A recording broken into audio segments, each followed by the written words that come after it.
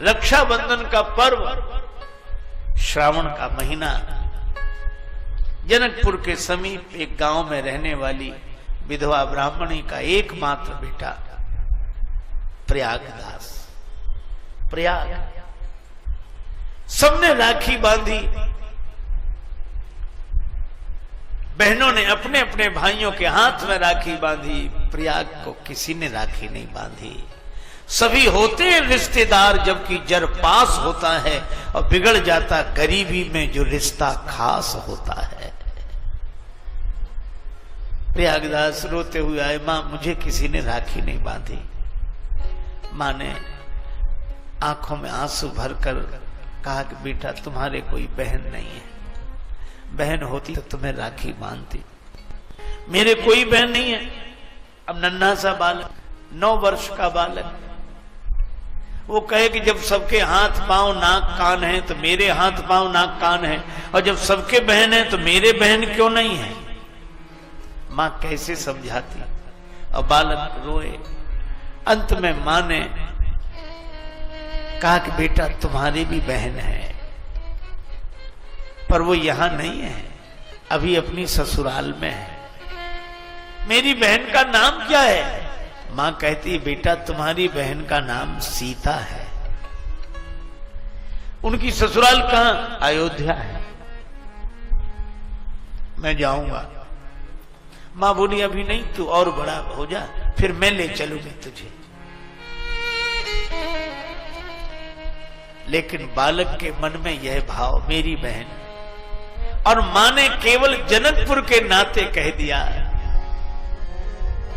मिथिला के नतवा से बढ़ी गेले शान है।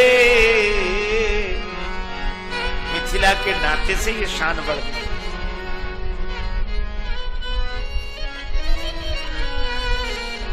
मिथिला जन्म भैले सुकृत महान है,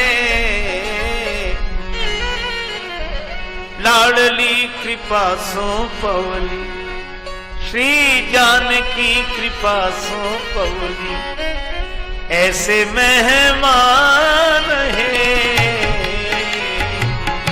लाडली कृपा सो पवली, ऐसे मेहमान है, लाडली कृपा सो। श्री जानकी जी की कृपा से ऐसे मेहमान मिले, और जानकी जी हमें मिली जनकपुर की कृपा से। इसीलिए मां ने भी कहा कि तुम्हारी बहन जानकी जी हैं, अयोध्यापुरी ससुराल है उनकी, वहीं है। बालक कहे मैं तो जाऊंगा। मां कहे कि बड़ा हो जा, मैं ले चलूंगी। बालक मौन हो गया, पर मन छटपटाता रहा। रात्रि को मां के साथ सोया, नींद नहीं आई, आंख बंद किए पड़ा रहा। आज सवेरे 4 बजे ही जग गया। थोड़ी नींद लगी फिर जाग जाए, नींद लगे फिर जाग जाए, सवेरे के 4 बज गए। उसको लगा कि मां ने सब पता बता ही दिया है, और अयोध्या तो वैसे ही प्रसिद्ध है, मैं पहुंच जाऊंगा, ज्यादा दूर थोड़ा ही है। बहन से राखी बंधवा के लौटाऊंगा शाम तक। लेकिन बहन को कुछ देना तो पड़ेगा।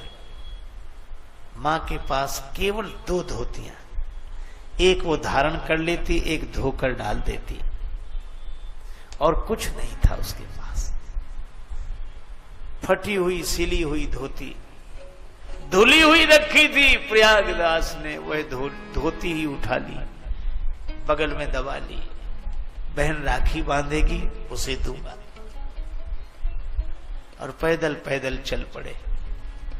अब जनकपुर से कोई अयोध्या पैदल आवे तो महीनों का रास्ता है। थोड़ी दूर ही चले, थक गए, सोचा आराम कर लूं फिर चलूंगा। एक पेड़ के नीचे आंख बंद करके सो गए, धोती सिरहाने रख ली, नींद लग गई। जब भगवान का कोई बनता है तो भगवान उस नाते को निभाते हैं। भगवान बोले जे तो चले विनीत तू जगतज मेरी ओर, तू संसार छोड़कर जितना मेरी ओर चलता है, तेते पग मैं भी धरूं करूं कृपा की कोर। उतने चरण मैं भी रखता हूं। भगवान जितना मैं चलूंगा उतने ही चरण आप रखेंगे तो कल्याण कैसे होगा? नहीं नहीं, चिंता की बात नहीं। एक चरण तेरो परे मम हित चित पे छूछ, और मेरो चरण बढ़ाई वो राजा बलि से पूछ। मैं जब चरण बढ़ाता हूं तो राजा बलि से पूछो। प्रयागदास सो गए, वृक्ष के नीचे आंख लग गई थी। नाम ना भूल जाऊं, सीता। सीता, अच्छा बहन का नाम सीता, बहनोई का नाम राम। सीताराम सीताराम सीताराम। सो गए। आश्चर्य, सोए थे वृक्ष के नीचे, और जब जागे तो सरजू किनारे वृक्ष जो उठे, भैया ये तो नदी है और ये नगर है। ये नदी कौन सी? लोगों ने बताया सरयू नदी है, और ये अयोध्या नगरी है। प्रयागदास ताली बजाकर बोलो आ गए। वही मां से मैंने कहा था ज्यादा दूर थोड़े ही है, अभी पहुंच जाएंगे। अब सवेरे निकले थे 9-10 बजे, तो अयोध्या पहुंच गए। अब सबसे पूछे, जो भी मिलता उसी से पूछते, भैया हमारी बहन सीता का मकान कहाँ है? अब साधु संत कहें मकान थोड़ा ही, मंदिर है उनका। और ये कहें मंदिर, अरे वो कोई देवी देवता थोड़ी ही है, हमारी बहन है। राखी बांधने नहीं आई तो हम आ गए, मकान बताओ। महात्मा कहे मकान तो, अरे बहनोई का नाम राम है। हाँ वही तो हम कह रहे हैं, उनका मंदिर है कनक भवन, सीताराम जी का मंदिर। किसी को प्रभु मिलते हैं वन में, किसी को मिलते अपने मन में, और जिसको जहां मिले सो जाने अपने, तो प्रभु कनक भवन में। वो कहे कनक भवन में होंगे तो ठीक लगा, हमारे बहन बहनों ही अलग हैं, उनका मकान है, हमें पता नहीं। कुछ लोग कहते पागल है, पर इन्हीं बिगड़े दिमागों में भरे अमृत के लच्छे हैं। इन्हें पागल ही रहने दो, ये पागल ही अच्छे हैं। किसी ने कोई पता नहीं दिया।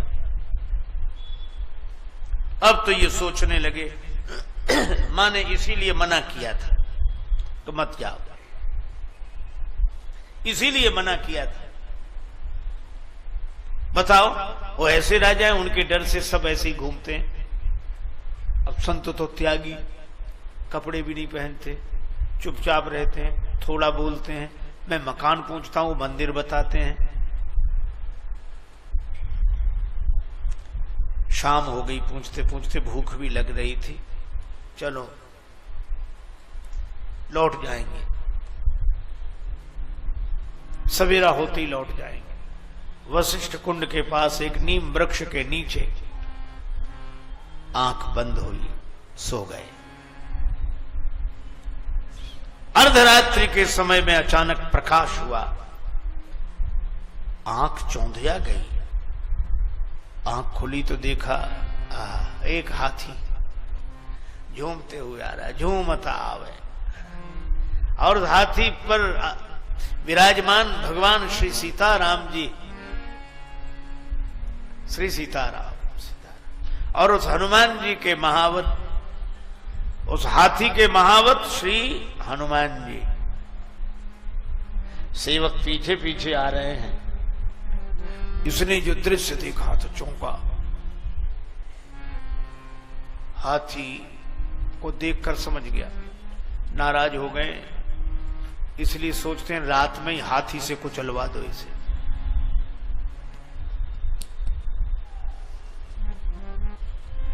बड़े आदमी है ना, हम गरीबों से नाता हो भी तो बताने में शर्म लगती है। तो ये भी खड़ा हो गया, लेकिन यह क्या, हाथी को बिठाया गया, श्वेत रंग का हाथी। हाथी बैठा, सीढ़ी लगाई गई, और सीढ़ी से भगवान श्री सीताराम जी उतरे। आहा, प्रयागदास के पास जाकर खड़े हो गए। इतनी सुंदर दिव्य दंपत्ति का दर्शन की झांकी देखकर आनंद मग्न हो गया। राम जी ने मुस्कुरा कर कहा, भैया प्रयागदास। प्रयागदास क्योंकि ये तो हमारा नाम भी जानते हैं, श्री सियाजू की ओर देखकर कहा, ये तुम्हारी बहन है। प्रयागदास ने हाथ जोड़े लेकिन कहा, ये मुझे लगता नहीं है कि मेरी बहन है। क्या तुम अपनी बहन से पहले भी कभी मिले हो? नहीं, मिल तो पहली बार ही रहे। फिर कैसे कहते हो ये तुम्हारी बहन नहीं है? राम ने कहा, बहन सीता तुम्हारी यह। बाल ने कहा कि समझ में ना आता है।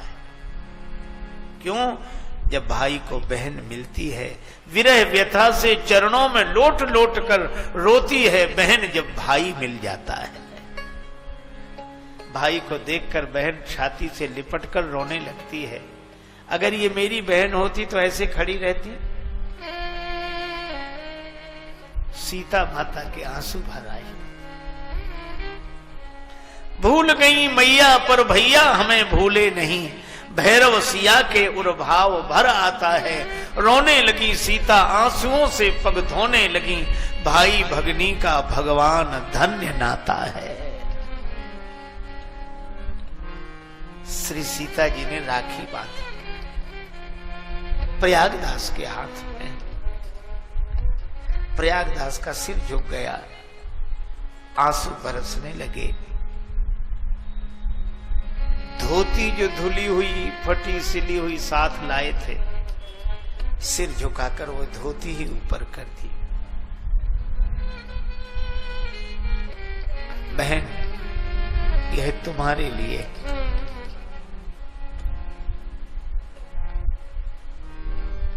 मेरे पास तो यही है। श्री जानकी जी ने कहा कि भैया, मैं जानती हूं मेरी मां के पास 2 ही धोतियां हैं, एक तुम लाए हो। वो एक धोती पहने रह गई, ये वापिस ले जाओ और मां से कहना कि उनके आशीर्वाद से मैं बहुत सुख में हूं, वो मेरी चिंता न करें। प्रयागदास को राखी बांधी। जानकी माता ने अपने हाथ से कुछ खिलाया। प्रयागदास भाव से भर गए। निर्निमेष नयनों से निहार रहे थे वह छवि, नेत्र प्रेमाश्रुओं से भरे हुए थे। धीरे धीरे वह दृश्य अदृश्य हो गया। हाथी पर बैठे श्री सीताराम जी, महावत ने हाथी को चलाया। जानकी माता हाथी पर बैठकर भी भरे नयनों से अपने भैया की ओर देख रही थी। प्रयागदास श्री जानकी माता की ओर, दृश्य अदृश्य हो गया। प्रयागदास रात भर रोते रहे। सवेरा हुआ, अब किसी से कुछ कहने की स्थिति नहीं। वशिष्ठ कुंड पर रहने वाले एक वैष्णव महात्मा सवेरे निकले और जब उन्होंने बालक को देखा समझ गए इसको श्री किशोरी जी की कृपा प्राप्त हो गई, यह भगवत भक्त है। हृदय से लगाया, अपने आश्रम पर ले आए। रोता रहा बालक, स्नान कराया। थोड़ी देर में 2 देवियां आईं, दोनों के हाथ में स्वर्ण थाल थे, भोजन व्यंजनों से भरा थाल। उन दोनों देवियों ने कहा कि हमारे यहां श्री सत्यनारायण भगवान की कथा थी, ये प्रसाद आपको भेजा है, हम बाद में थाल ले जाएंगे, आप भोजन करो। दोनों ने प्रसाद पाया, थाल लेने कोई नहीं आया। समझ गए वो महात्मा कि श्री जानकी मैया ने ही अपने भैया की पहुनाई की है। रात भर रहे। दूसरे दिन सवेरे सवेरे महात्मा बोले, ये थाल तुम्हारे कारण आए, तुम ले जाओ। नहीं नहीं, मैं नहीं ले जाऊंगा, बहन का सामान, बहन का दिया हुआ सम्मान मैं नहीं लूंगा। न प्रयागदास ने थाल स्वीकार किए, न महात्मा ने। दोनों ने सलाह करके वो दोनों स्वर्ण थाल वशिष्ठ कुंड में डाल दिए। मां ने जो देखा बेटे को हृदय से लगा लिया। मेरे लाल, कहां गया था तू? मां बहन के पास।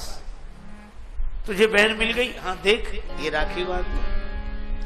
और मैं धोती देने लगा तो बोली नहीं नहीं, मेरी माँ के पास 2 ही धोतियां हैं, तू वापस ले जा। ये वापस ले आया। माँ उनका तो बड़ा ठाट बाट है। हाथी से आए थे रात को शायद इसलिए आए थे कि दिन में शर्म लगती होगी कि इतने गरीबों के हम रिश्तेदार, इसलिए रात में आए। और एक बात है मां, क्या कि क्या संबंध है? पायन में पनही न इते, पायन में पनही न इते, उत्भूषण की तन पे छवि छाजी।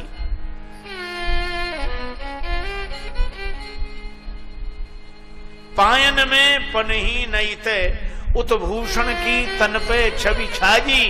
और जाहे विनीत लिखी धरनी, तेही की भगनी गजराज बिराजी। हमारे भाग्य में धरती लिखी है और हमारी बहन हाथी पर बैठी। मान की बात नहीं, मन में चित में एक चोट लगी मुहे मांझी। और बात कहीं बहनी दुई चारी, पे बोले नहीं बहनोई मिजाजी। पर मां ने आकाश की ओर देखकर आंसू बहाते हुए हाथ जोड़े। वंदे विदेह तनया पद पुंडरीकम। श्री जानकी जी, आपने संबंध की लाज रख ली। अब प्रयागराज का मन घर में नहीं लगता, अब उन्हें लगता बहन के पास जाए। बड़े हुए तब समझ में आई बात, अब क्या करूं? मां अस्वस्थ रहने लगी, सेवा करते रहे। जब मां का शरीरांत हुआ तब अंतिम संस्कार भोज भंडारा करके जन्मभूमि को प्रणाम करके अवध आ गए। अवध में एक वैष्णव संत से दीक्षा ले ली। दीक्षा लेकर श्री सीताराम जी का भजन करने लगे। नित्य कथा सुनने जाते, सीताराम सीताराम सीताराम सीताराम करते रहते। एक दिन भगवान की कथा में सुन लिया कि राम जी को वनवास हो गया। राम जी वन में चले गए, श्री जानकी जी भी साथ गई और लक्ष्मण जी भी साथ गए। ये कथा में सुना। अब बड़बड़ाने लगे, क्या हो गया है इनको? किसके घर में झगड़ा नहीं होता, पर इतने छोटे से झगड़े के कारण कोई वन में जाता है? पर कोई समझाने वाला भी तो नहीं था इन्हें। खुद गए तो गए, हमारी बहन को भी लेकर गए। और लक्ष्मण जी वो तो वैसे ही बड़े क्रोध में हैं, वो ही ले गए होंगे सबको। मिले तो फिर मैं बात करूं जरा इससे। रोते जाए।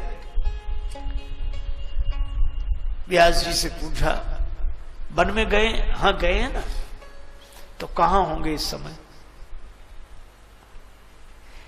यही अंतर है, हम लोग कथा को जानते हैं पर भक्त लोग कथा को जीते हैं। कहां होंगे इस समय? व्यास जी ने सोचा ये बड़ी कठिनाई, पर उन्होंने कह दिया चित्रकूट में। अच्छा चित्रकूट में, तब ठीक। जब किसी से कुछ नहीं मांगा, अब मांगने लगे। जो भी बोलता, भैया कुछ दे दे। क्यों? अरे अब कलह किसके घर में नहीं होता? वो देखो सीताराम जी, वो बहन भैया, बहन और हमारे बहनों दोनों चले गए, लक्ष्मण भैया भी गए संग में। अब पछताते होंगे बेकार वन में आए। कितना कष्ट है वहां वन में, न बिछाने को न ओढ़ने को, नंगे पांव विचरण कर रहे, आज इस वृक्ष के नीचे, कल उस वृक्ष के नीचे। तो अब उनके लिए कुछ इंतजाम करना है। लोग प्रसन्नता से देते, संत मांग रहे हैं। पैसा इकट्ठा किया, 3 जोड़े जूते बनवाए, 3 जोड़े पलंग और 3 जोड़े गद्दा, तकिया, रजाई आप आश्चर्य करोगे, इन्हें हम लोग पागल समझते हैं। ये तीनों पलंग, जूते, रजाई, गद्दा सब अपने सिर पर रखा और अयोध्या से पैदल पैदल चित्रकूट के लिए चले। बीच में रुक जाते, फिर सीताराम सीताराम करते, फिर आगे चलते, फिर सीताराम सीताराम करते, फिर आगे चलते। चित्रकूट में फटिक शिला के पास मंदाकिनी गंगा के किनारे सामान उतार कर रखा। अब कहने लगे, कहां हो, आ जाओ, हम जान रहे हैं कि हमारे डर से छिप गए हो। सोचते हो कि पता नहीं क्या क्या कहेगा। कहना तो बहुत कुछ था, क्रोध भी बहुत था, लेकिन अब मैं कुछ नहीं कहूंगा। आ जाओ, मिल जाओ, मिलो। अब बहुत पुकार लगा मैं, नहीं आए भगवान। नहीं आए तो सामान वहीं रखकर फिर उठाया सामान, नदी के उस पार चित्रकूट के जंगल में घुस गए। अब घोर जंगल मंदाकिनी के उस तरफ। कहां हो, मिलो मिलो, छिपने से काम नहीं बनेगा। और जब उस जंगल में घुसे तो भगवान श्री सीताराम लक्ष्मण जी के साथ प्रकट हो गए। प्रकट हो गए तो चरणों में गिर गए, रोने लगे। आप भी किसके घर झगड़ा नहीं होता, ऐसी बढ़िया महल छोड़कर जंगल में चले आए। ये देखो कितना कष्ट है आप, बहुत। हम आपके लिए पलंग लाए, एक एक पलंग ले लो। ये जूते लाए हैं, ये कपड़े लाए हैं। भगवान राम ने कहा कि भैया आपने कष्ट तो उठाया, लेकिन हम पिताजी के वचन से वन में आए हैं। हम जूते नहीं पहनेंगे, पलंग पर नहीं बैठेंगे, हमारा नियम है। तो उलाहना देते हुए बोले, पलंग पे न बैठेंगे न पहनेंगे जूते, बड़े व्रतधारी के बेटा बने। ये कोई बात हुई? कष्ट पा रहे हो, ये स्वीकार करो। और रोने लगे। श्री जानकी मैया ने कहा कि भैया बहुत दुखी हैं, इनको आप अपने साकेत का वैभव दिखा। तो वहीं ऐसा चमत्कार हुआ कि बड़ा दिव्य सिंहासन श्री सीताराम जी विराजमान, यहां से वहां तक सेवक सेवकनी और आरती करने वाले, पूजा करने वाले, चमर डुलाने वाले, स्तुति करने वाले। और जो यह दृश्य देखा सो हाथ जोड़ के बोले कि तुम तो बड़े ठाठ से रहते हो, इतना सुख तो कहीं किसी को नहीं। अच्छा एक बात बताओ, इतने सुख से रहते हो तो ये दुनिया वालों को पागल काहे को बना रखा है? और वो पागल है तो एक हम जिंदगी में कभी मांगा नहीं, मांगते फिरे, तुम्हारे लिए सामान ले आए। भगवान फिर उसी रूप में आ गए। प्रयागदास बोले इस सामान का हो क्या? भगवान बोले इस सामान का आप उपयोग करो। भगवान को, श्री सीताराम जी को, लक्ष्मण जी को प्रणाम करके लौटे। एक पलंग रख लिया, जूते पहन लिए, पलंग उस पे गद्दा तकिया, पैदल पैदल चले। चित्रकूट से आ गए प्रयाग। प्रयाग में लगा था माघ मेला, मेले में नहीं गए। मेले के बाहर ही नीम का एक वृक्ष था और नीम के वृक्ष के नीचे अपनी चारपाई बिछाई, गद्दा तकिया लगाया, आराम से सो गए। मिट्टी का एक पात्र था, उसमें जल भरा, उसको करवा बोलते, वो रख लिया। किसी ने कहा कि महाराज मेले में नहीं गए? तो कहने लगे मतवादी हैं वहां इकट्ठे, मतवादी हैं वहां इकट्ठे, हम जाके करें क्या मेलों में? और प्रागदास श्री राम को लेकर पड़े रहेंगे ढेलों में। हम तो सीताराम जी का अलावा किसी को नहीं जानते, कुछ हम जानते नहीं, कुछ आता नहीं, बलराम जी सीताराम। किसी ने कहा कि ढेलों की बात कर रहे हो, पलंग पर सो रहे हो, ये गद्दा तकिया लगाए और ये जूते, ये महात्माओं के रहने का ढंग है? साधु ऐसे रहते तुम्हारी तरह, गद्दा तकिया लगाकर पलंग पर और जूते पहनकर चलें और ये रजाई ओढ़े, इतना ठाठ बाट? तब प्रयागदास बोले चुप रहो, हम कोई साधु थोड़े ही हैं, अच्छा फिर क्या हो? तो कहने लगे नीम के नीचे खाट बिछी है, नीम के नीचे खाट बिछी है और खाट के नीचे करवा, मिट्टी का जल भरा पात्र। नीम के नीचे खाट बिछी है, खाट के नीचे करवा, और प्रागदास अलमस्ता सोवे राम लला को सरवा। हम तो राम जी के साले हैं, ये छोटे मोटे जागीरदार के साले ऐसे ठाठ से रहते हैं ताकि पता लगे कि उनके साले हैं। हम तो महाराजाधिराज त्रिभुवनपति राम जी के साले हैं, तो क्यों नहीं ठाठ से रहेंगे? यह है भाव, यह है भगवान को मान लेना। तो प्रयागदास को भी चित्रकूट में मिले, कोलभीलों को भी चित्रकूट में मिले, और चित्रकूट में संत आए, उनको भी दर्शन भगवान ने दिया, देवताओं को दर्शन दिया। और बल्कि मुझे तो यह लगता है कि बाद में अयोध्या जनकपुर का समाज भी चित्रकूट में आ गया।